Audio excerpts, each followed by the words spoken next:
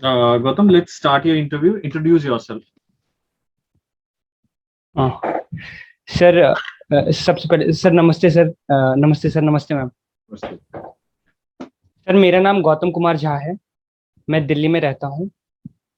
मैंने अपना B Tech ocean engineering naval architecture में और एमटेक फाइनेंशियल इंजीनियरिंग में आईआईटी खड़गपुर से किया है। 2018 में आईआईटी से पास होने के बाद मैंने यूपीएससी सिविल सर्विसेज की तैयारी स्टार्ट की। और अभी मैं एसएससी सीजीएल 2018 से मिनिस्ट्री ऑफ फाइनेंस में पीएओ आईडीए में एज एन अकाउंटेंट कार्य कर रहा हूँ। जी, आपने मेंशन नहीं किया है। सर यूपीएससी के इस ड्राफ्ट को यूपीएससी के अकॉर्डिंग जो इसका क्लोजिंग डेट था उस समय मैं जॉब में होना चाहिए, लेकिन जॉब में मैंने सर अभी लास्ट ईयर ज्वाइन किया है, तो ये ऑप्शन ही नहीं अलाउ किया, यहाँ पे मेरे एक्सपीरियंस को इंक्लूड नहीं किया गया सर। Okay okay. तो अपने परिवार के बारे में कुछ बताएं। सर मेरी माता जी हाउसवाइफ हैं। मेरे पिताजी प्राइवेट सेक्टर में कार्य करते हैं। 25 ईयर से सर वो दिल्ली में ही कार्य करते ओके। अ, जैसा कि आपने बताया कि आपने जो ग्रेजुएशन की है वो ocean engineering and naval architecture में की है। हैं। जी सर। क्या आप मुझे बता सकते हैं कि सी जोन्स कैसे डिवाइड होते हैं? सर सी जोन्स को डिवाइड करने के लिए इंटरनेशनल ट्रीटी है sir. United Nation UNCLOS United Nation convention on laws of sea, जो कि ये बताता है कि सी को हम तीन पार्ट्स में डिवाइड करते हैं। एक ई जेड होता है which is exclusive economic zone, एक कॉन्टिग्यूस जोन होता है, और एक होता है टेरिटरी ऑफ द कंट्री। जो टेरिटरी ऑफ कंट्री होता है वो बीच कोस्ट लाइन से 12 नॉटिकल माइल तक होता है, और ई जेड 200 नॉटिकल माइल तक होता है। जी, पायरेसी क्या होता है? सर इंटरनेशनल कॉन्वेंशन के अकॉर्डिंग यदि कोई किसी भी शिप के अगेंस्ट अटैक करता है, उनके क्रू को नुकसान पहुंचाता है, या फिर उनके कार्गो को सीज करने की कोशिश करता है, तो उसे पायरेसी कहते हैं। और पायरेसी के लिए as per laws Indian punishment क्या है?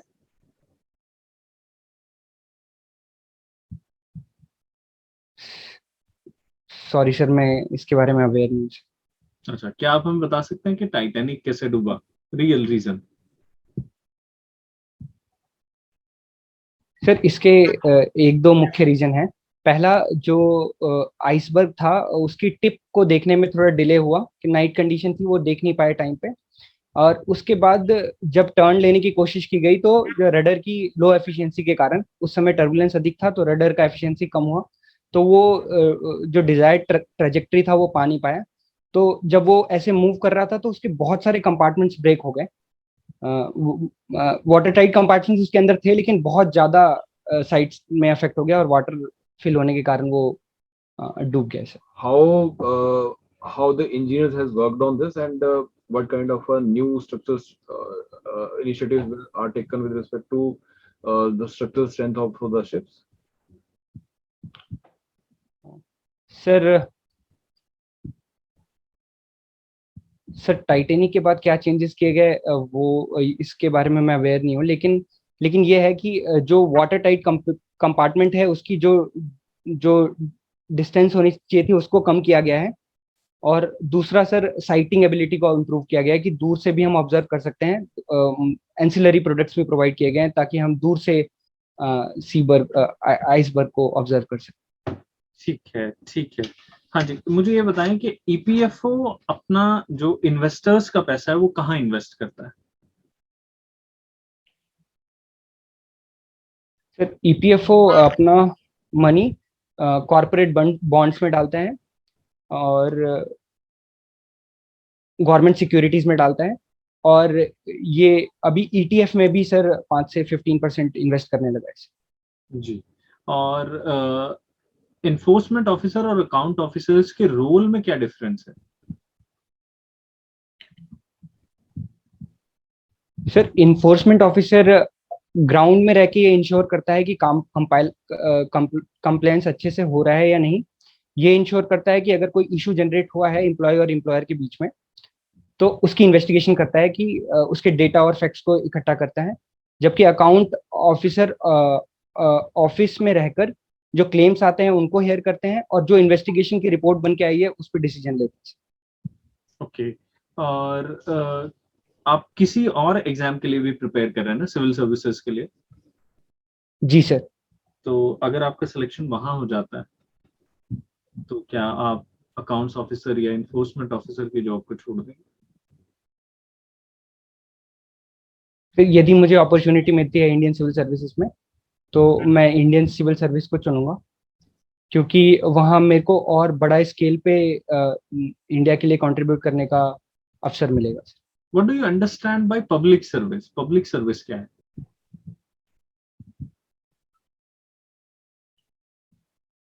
Sir public service general public से रिलेटेड है।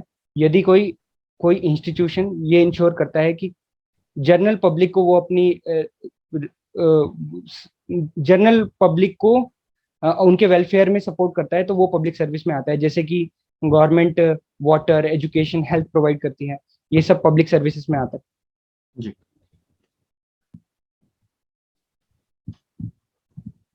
Gautam, we are very जी much clear here that you are sitting for a profile which deals with the social security in India. But your profile and your work experience is totally different from the requirement which we have. So just to see, do we have that kind of understanding? Can you differentiate between the social insurance and social assurance?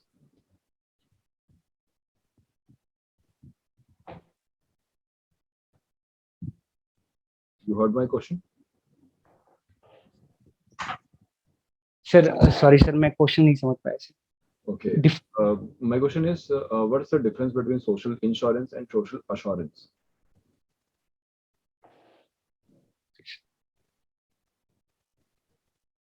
Sir sir exactly मुझे इसके बारे में नहीं पता, लेकिन sir मैं अनुमान लगा सकता हूँ। हाँ जी, बताइए। सर सोशल इंश्योरेंस एक ये इंश्योर करता है, सोशल इंश्योरेंस ये इंश्योर करता है कि यदि इन फ्यूचर अगर कोई इशू आता है किसी भी सोसाइटी में रहने वाले सेगमेंट को, तो उसको उसके अगेंस्ट प्रोटेक्शन दी जाए। जैसे कि सोशल इंश्योरेंस में आ सकता है कि उसको अगर उसकी फैमिली में किसी की डेथ हो जाती है तो उसको इंश्योरेंस प्रोवाइड कर सकते हैं। जबकि सोशल एश्योरेंस हम एक वाइडर टर्म में देख सकते हैं। ये हो सकता है कि अभी कोई अब हमारे को कैलेमिटी नहीं आई, फिर भी हम सबको इक्वालिटी, राइट टू इक्वालिटी का अवसर है। गवर्नमेंट ये इंश्योर करती है कि सारी पॉलिसीज में हर सेक्शन का ध्यान रखा जाए और इंक्लूसिव ग्रोथ को प्रमोट। सो मुझे दोनों के एग्जांपल्स बता दीजिए। दोनों में गवर्नमेंट ने स्कीम्स रखी हैं डेफिनेटली। सो दोनों में से स्कीम्स के कॉन्टेक्स्ट में मुझे एक एग्जांपल बता दीजिए, सोशल इंश्योरेंस का एंड सोशल अश्योरेंस का। सर ईपीएफओ सोशल इंश्योरेंस मान सकते हैं, और सोशल एश्योरेंस में अगर गवर्नमेंट ग्राम पंचायत को प्रमोट करती है और या फिर represent socio economic disadvantage section के रिप्रेजेंटेशन को प्रमोट करती है, तो ये सोशल एश्योरेंस कहलाएगा। सोशल एश्योरेंस कहलाएगा, ओके। सो गौतम, देखो आपका जो बैकग्राउंड है वो, जी sir. We have a very good work experience also, but not for a very longer period. Here you mention only about 2 months of work experience. जी sir ये actually college में एक मैंडेटरी इंटर्नशिप करना होता है। That's your तो internship, basically the placement after the college, or the that's your college placement. Sir ये college के दौरान थर्ड ईयर में ही हमें एक मैंडेटरी इंटर्नशिप करना होता है सर, तो ये उसी का पार्ट है। After your post graduation, you didn't pursue your career in the field of your academics, right? जी sir. And what's the reason for that? Sir ocean engineering, naval architecture और फाइनेंशियल इंजीनियरिंग में मैंने बहुत कुछ सीखा, लेकिन sir जब मैं कॉलेज में था तो मैं नेशनल सर्विस स्कीम से कनेक्ट हुआ, जहां मुझे गांव में विजिट करने का मौका मिला। मुझे सोसाइटी की कुछ प्रॉब्लम्स देखने को मिली और उसके बाद मैंने डिसाइड किया कि मैं अपना करियर सोशल सर्विस से रिलेटेड जॉब में परस्यू करूंगा। ओके, कौन से गांव में विजिट किया आपने? सर आईआईटी खड़गपुर के पास विलेजेस थे, जैसे रंग मेटिया था, ताल बगीचा था, ये कुछ विलेजेस थे जहाँ क्या सोशल विजिट किया। प्रॉब्लम्स देखी वहां पर आपने? सर सबसे पहले तो एजुकेशन।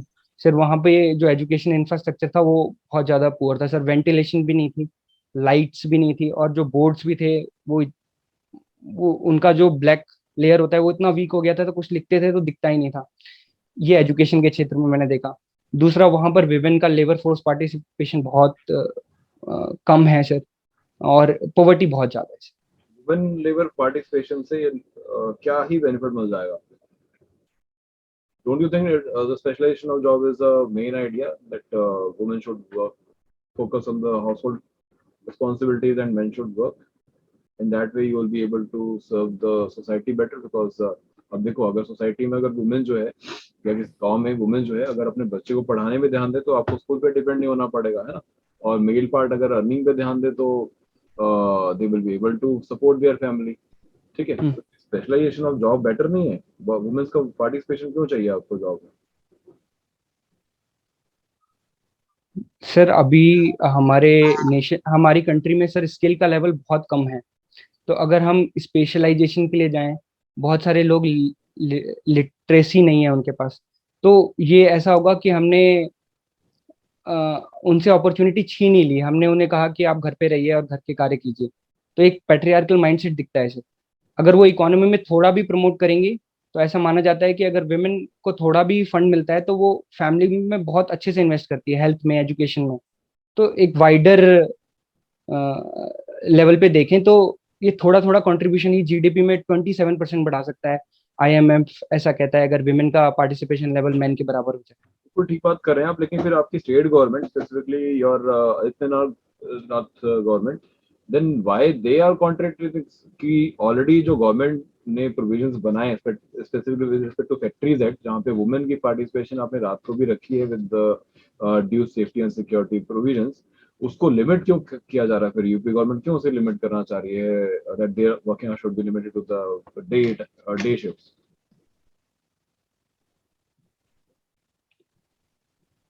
सर ये इसका सर एग्जैक्ट रीजन तुम से मैं अवेयर नहीं हूँ, लेकिन सुप्रीम कोर्ट ने भी कहा है कि विमेन को अलाउ करना चाहिए। केरला में भी ये इम्प्लीमेंट हुआ है कि विमेन को 20 सारी शिफ्ट में अलाउ करना चाहिए, ये इंश्योर करके कि उनकी सेफ्टी और सिक्योरिटी को इंश्योर किया जाए। यदि हम सेफ्टी और सिक्योरिटी नहीं प्रोवाइड कर पाते और विमेन पे लिमिटेशन लगाते हैं, तो ये स्टेट का फेलियर है। यहाँ पे विमेन के राइट्स को हम इसलिए नहीं रोक सकते कि हम ये दिखाएं कि विमेन वीक है। तो स्टेट को चाहिए कि वो उनकी सिक्योरिटी को अच्छे से इंश्योर करके उन्हें अलाउ करे, और सारी सोशल सिक्योरिटी स्कीम्स को अच्छे से इम्प्लीमेंट करे। हाँ, so this is what I'm saying that basically the state government has failed in this, है ना? स्टेट गवर्नमेंट का फेलियर रहा है। ठीक है, आप दिल्ली से बिलोंग करते हैं जी सर। एंड यहाँ पर भी हम देख रहे हैं दिल्ली में there is a good number of issues with respect to women safety and security. So यहाँ पर भी we see the failure of the government specifically the central government because it is ruling the BJP government is ruling the state government in Uttar Pradesh and here in Delhi they are also taking care of the law and order. तो आपको नहीं लगता कि BJP government का जो track record है वो काफी ज्यादा बुरा रहा है इसमें?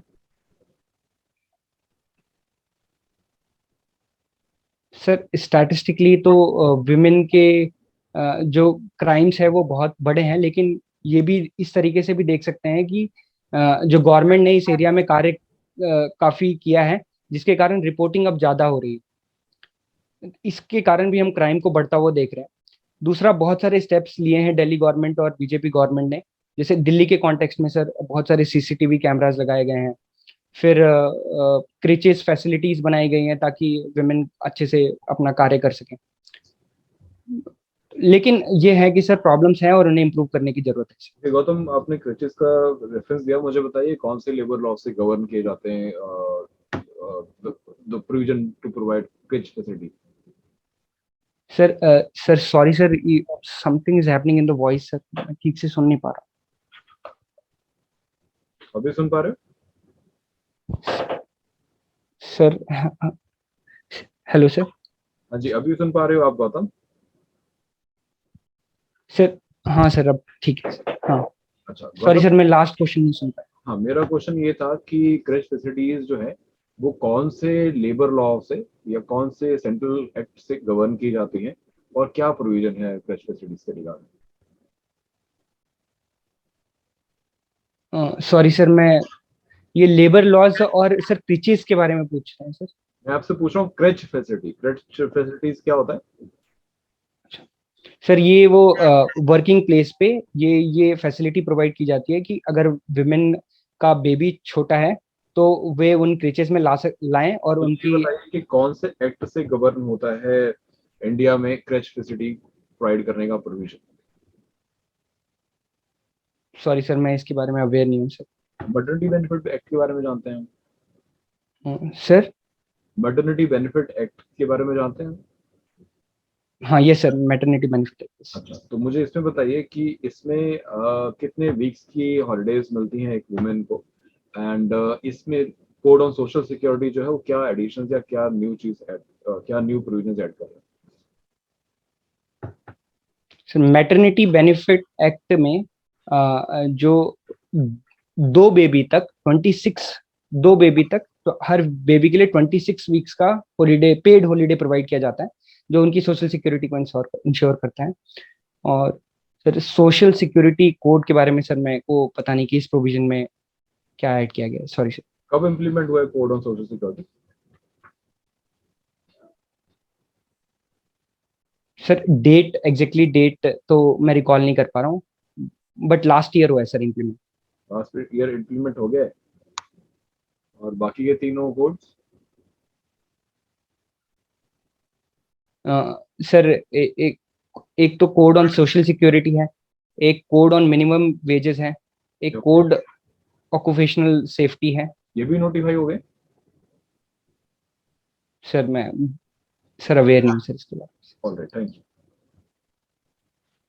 गौतम, आपने ग्रेजुएशन करी है ocean engineering and naval architecture में, में। जी मैम। तो इसमें और मरीन इंजीनियरिंग में क्या डिफरेंस है, आप प्लीज बता सकते हैं? मैम नेवल आर्किटेक्चर में शिप डिजाइनिंग पे फोकस करते हैं। जी। ओशियन इंजीनियरिंग में फोकस रहता है कि जो ऑफशोर स्ट्रक्चर्स होते हैं, जो एक्सप्लोरेशंस होते हैं, मिनरल्स का एक्सप्लोरेशन होता है, वहां पर फोकस किया जाता है, मूरिंग्स फैसिलिटी पे। और मराइन इंजीनियर्स इस बात का ध्यान रखते हैं कि जो शिप सेल कर रहा है उसके अंदर जो एंसिलरीज हैं वो प्रॉपरली वर्क कर रही हैं या नहीं कर रही, या फिर उसका नेविगेशन कैसा हो रहा है, ये मराइन इंजीनियर फोकस करते एंड अभी आपसे बात हो रही थी तो रिगार्डिंग ओशंस इटसेल्फ, तो पॉलीमेटालिक निड्यूल्स जो है उसका एक्सप्लोरेशन इंडिया में किसके अंडर आता है? हैं।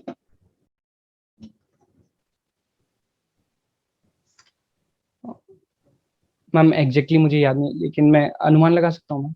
जी प्लीज। मैम इनकॉयस हैदराबाद। मिनिस्ट्री बता सकते हैं कौन सी मिनिस्ट्री के अंडर आता है? सॉरी मैम, मैं अभी याद नहीं कर पा रहा। सो आपने अपनी हॉबीज में लिखा है आपको भगवत गीता में पढ़ने का इंटरेस्ट है। जी मैम। ठीक है, तो आप मुझे बता सकते हैं कि कृष्ण जी के और अर्जुन के शंख का क्या नाम था?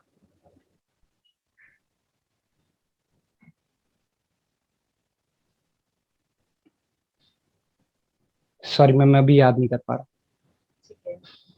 एंड एक बड़ा फेमस टेम्पल है राजस्थान में खाटू श्याम जी का, तो वो महाभारत के किस कैरेक्टर से उसको हम एसोसिएट करते हैं?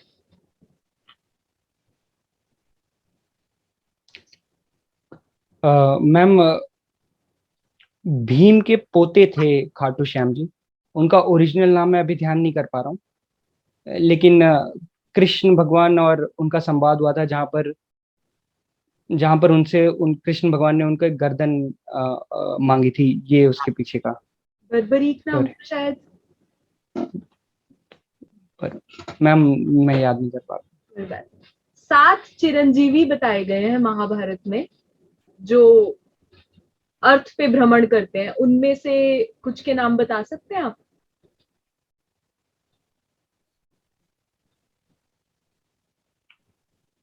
Ma'am Chiranjeevi immortals. अच्छा इमोर्टल्स। हाँ जी। मैम कुछ इमोर्टल्स जो मैं अभी ध्यान कर पा रहा हूँ, एक तो हनुमान जी हैं। जी। अ, दूसरे परशुराम जी हैं। तीसरे मैम मुनि है, मेरे को नाम अभी ध्यान नहीं आ रहा है ma'am. Ashwatthama. Ashwatthama, yes yes ma'am. ठीक है। सो आपने अपनी हॉबीज में मेडिटेशन भी लिखा है, जी मैम। तो फुल मून जब होता है उसका मेडिटेशन पे क्या इम्पैक्ट पड़ता है?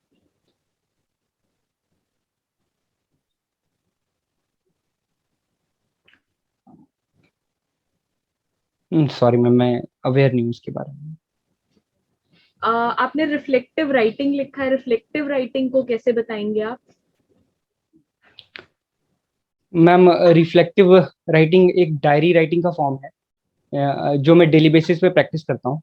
इसके अंदर मैं खुद से कुछ क्वेश्चंस पूछता हूँ, जिसमें कुछ क्वेश्चंस होते हैं कि आज मैं कौन से इंसिडेंट के लिए ग्रेटफुल रहा, आज मैंने कौन सी मिस्टेक की, और कल मैं ये मिस्टेक ना रिपीट करूँ इसके लिए मैं क्या स्टेप्स लूंगा। ये कुछ चीजें मैं जॉट डाउन करने की कोशिश करता हूँ, पूरे दिन का रिफ्लेक्शन करके आपको लगता सोने है से। कि आपको हेल्प करता है किसी सेंस में? मैम ये सेल्फ अवेयरनेस में मुझ पर हेल्प करता है, और जब मैं करता हूँ तो मुझे बहुत अच्छा लगता है, मुझे सेटिस्फेक्शन फील होता है कि मैं डे बाय डे कुछ छोटा छोटा इम्प्रूव कर पा रहा हूँ। ठीक है। एंड आपने अपना इंटरेस्ट कुकिंग में दिखाया है, तो कौन सा क्विजीन आपको लगता है कि आपको पसंद है ज्यादा? मैम ऐसे तो मुझे काफी कुछ पसंद है, लेकिन गाजर का हलवा मुझे बहुत अच्छा लगता ठीक है। ओके, और सर। गौतम, होल्ड पे रहिएगा, वी विल गेट है ना। Back to you in 2 to 3 minutes with the okay feedback. Sir, okay sir, thank you sir, thank you ma'am. बाप रे।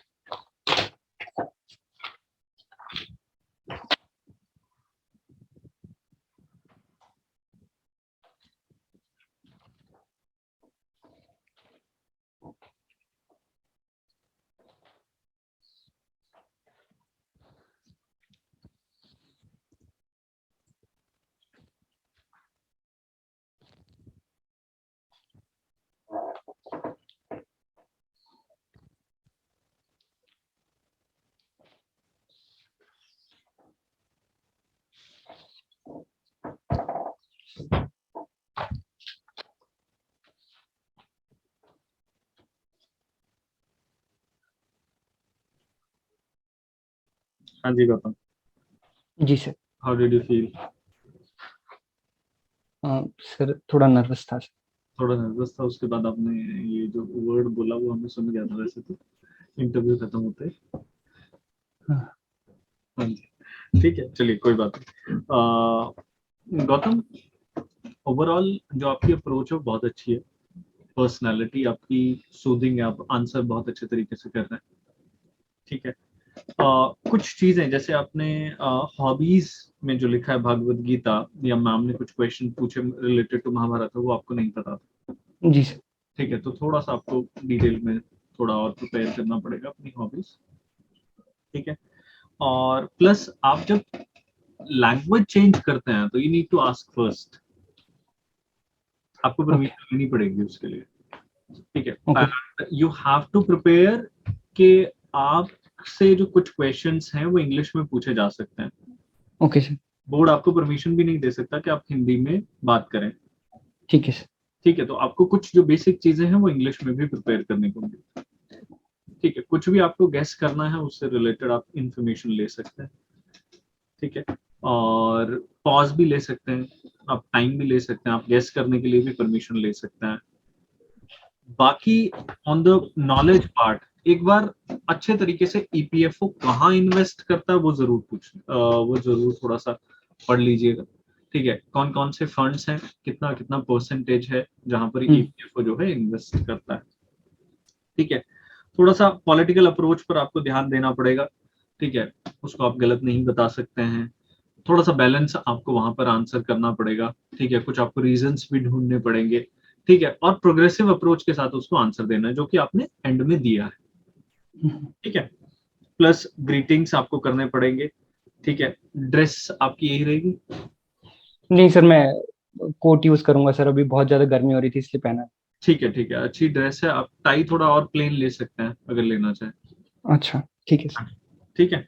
तो ईपीएफओ की थोड़ी इन्फॉर्मेशन कम थी, मैटरनिटी बेनिफिट एक्ट आपको नहीं पता था, ठीक है, तो उससे रिलेटेड आपको थोड़ा सा पढ़ना पड़ेगा, क्योंकि आपसे थोड़ा सा घुमा फिरा के क्वेश्चन पूछा गया वो, ठीक है, वो डायरेक्ट क्वेश्चन नहीं था आपके लिए, ठीक है, थोड़ा सा आपको इधर उधर से क्वेश्चन पूछ लिया गया, वो थोड़ा सा आप नहीं गैदर कर पाए, ठीक है, तो थोड़ा आपको प्रिपेयर करना पड़ेगा।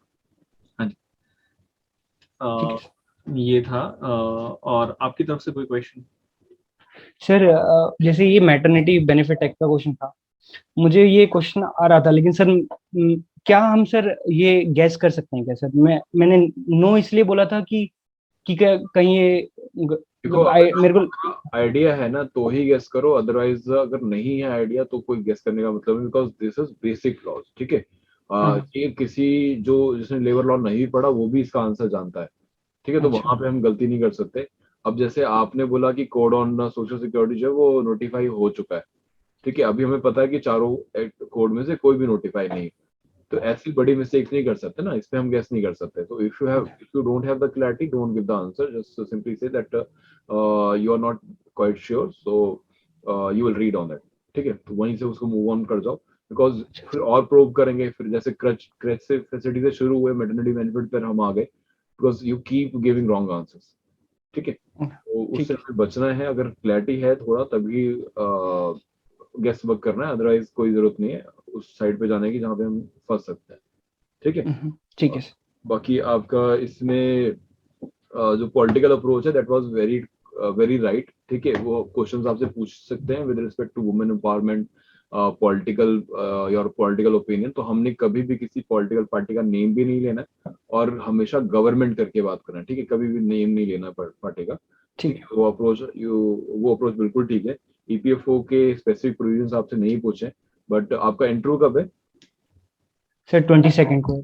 22 को, तो हमने इस बात का ध्यान रखना है कि हमारा जो ईपीएफओ का वेबसाइट है ना, जो जो चीजें वो ऊपर ऊपर से होम पेज पे दिख जाएंगी वो हमारी तैयार रहें, और जो भी करंट अफेयर्स हैं ईपीएफओ के रिगार्डिंग वो भी आपको कवर अप करें, ठीक है, तो उसको थोड़ा ध्यान से आपने देख लेना है, ठीक है। ठीक है जैसे सिलेबस कहाँ से प्रिपेयर किया आपने, सक्सेस ट्री से किया है? सर, मैंने सर सक्सेस ट्री के कुछ वीडियोस देखे हैं, खासकर वो अकाउंटिंग वाले। अच्छा, और सर बाकी तो मैं सिविल सर्विस की तैयारी कर रहा था, तो उधर से हेल्प मिल गई। तो ये लेबर लॉ और इंडस्ट्रियलाइजेशन ये कहाँ से तैयार किया है? सर ये भी सिविल सर्विसेज में था सर, मैंने एकदम डिटेल्ड तो नहीं पढ़ा इनके बारे में। अच्छा, तो बेसिकली अब क्या है कि आपका इंटरव्यू कब है? 22 को सर। 22 को, तो देखो हमने एक काम करना है गौतम कि 22 में अब हमारे पास ज्यादा दिन नहीं रह गए, ठीक है, एट द मैक्स तीन दिन रह गए बस, तो हमने इन तीनों दिनों को बहुत अच्छे से यूटिलाइज करना है। जितना करंट अफेयर्स आपको 2-3 हफ्ते का है उस पर गो थ्रू होना है, बिकॉज पैनल जो है ऑलरेडी इंटरव्यू ले रहा है ना, 3 हफ्ते हो चुके पैनल को भी लेते हुए, तो they will B repeating many of the questions, so current affairs सही रहने वाले हो, तो उनको कवर अप करना है। ईपीएफओ वेबसाइट पे जाओ, वहां पर कुछ उनके पॉलिसीज के रिगार्डिंग भी न्यू जो भी प्रेस रिलीज है वो देखो, ठीक है, वहां से सारे आपके आंसर ऑलरेडी तैयार हो जाएंगे, तो this is the thing which we can do in the given time, ठीक है, इन पे हम work out, otherwise you are well prepared with the things. बाकी जो सर ने हाईलाइट किया उन चीजों पे थोड़ा हमें काम करना है। ठीक है सर, एक और डाउट है सर, जैसे मैंने ओशन इंजीनियरिंग नेवल आर्किटेक्चर पढ़े हुए सर काफी टाइम हो गया, मतलब उनके रेगुलेशंस में सब भूल गया हूँ सर, तो क्या मुझे वो देखना चाहिए सर अभी? हाँ जी, थोड़ा सा जो क्वेश्चंस मैंने पूछे और कुछ क्वेश्चंस और प्रिपेयर कर लीजिएगा, बेसिक जो मैम ने क्वेश्चन पूछा था वो बिल्कुल बेसिक था, ठीक है, तो थोड़ा सा वो और प्रिपेयर कर लीजिएगा। अच्छा हाँ जी, सर, रिलेटेड एरिया प्रिपेयर करूं या फिर डेप्थ में टेक्निकल नहीं, डिटेल्स? रिलेटेड एरिया आप प्रिपेयर कर सकते हो। जैसे ये मरीन सिक्योरिटी, ये सारी चीजें, हाँ जी, जैसे आपने पायरेसी पे क्वेश्चन पूछा था सर, जी, तो ये वाले एरियाज। ठीक है हाँ sir, thank you so much. Okay, all the best. Thank you sir, thank you ma'am, thank you sir.